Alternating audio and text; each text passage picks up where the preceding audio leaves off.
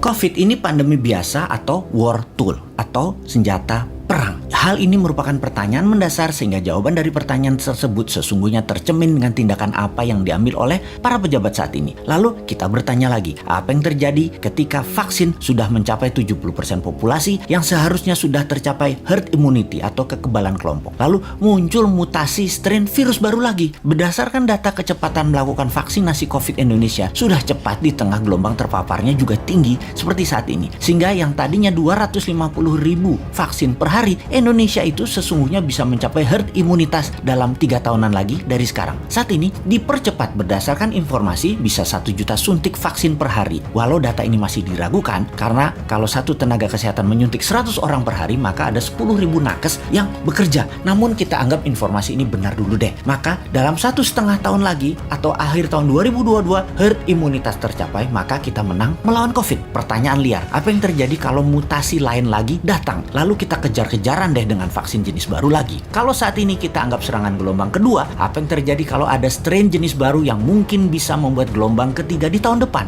Melihat cara penanganan pemerintah atas COVID yang merupakan virus import dan PCR antigen juga produk import kebanyakan dan masker juga terbanyak barang import, bahkan disuruh 2 lapis lagi sekarang. Lalu vaksin juga produk import. Ini kita tidak boleh berlama-lama seperti ini. Apa nggak kita balik aja sebaiknya? Inilah masa di mana produk lokal, misalnya masker, harusnya merupakan 90% masker yang beredar di Indonesia saat ini adalah buatan lokal. Antigen tes lokalnya harus 100%. Vaksin lokal harus 50%. Atau obat peningkat imunitas yang lokal harus digenjot. Agar kalau virus mutan lagi, kita nggak terus bergantung impor yang akan membuat ekonomi negara digerogoti uang keluar atau flight capital. Sudah cara bernegaranya membatasi uang beredar menjadi tipis di tanah air, uang tadi ditarik keluar dengan berbagai kebutuhan impor dan tunai di tanah air harus hidup dengan pinjaman dolar asing dan yuan. Rupiah kok jadi nggak berdaulat ya? Pastinya karena kebijakannya terlalu impor. Walau bisa terlihat benar karena semuanya dalam keadaan darurat, tapi kalau bernegaranya daruratnya berkepanjangan seperti ini, sebenarnya bisa nggak masuk kategori salah kelola atau mismanagement bernegaranya.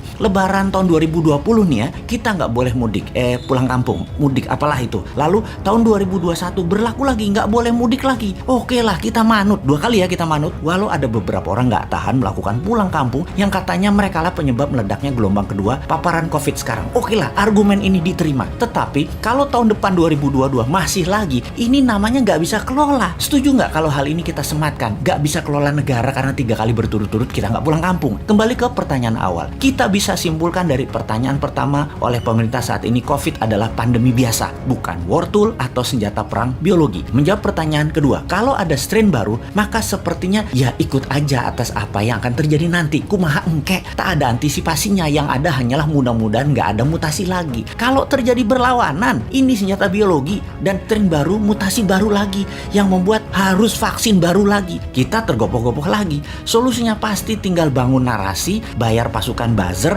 dan pasukan buzzer bekerja keras lagi. Nah, di posisi begini kasihan mereka yang mau jadi presiden tahun 2024, sementara mereka dalam posisi menjabat yang ternyata salah semua pengelolaan pandemi dan ekonominya. Pasti kena imbas negatifnya mereka karena mereka juga bagian dari ketidaktepatan kelola pemerintah pusat dan daerah.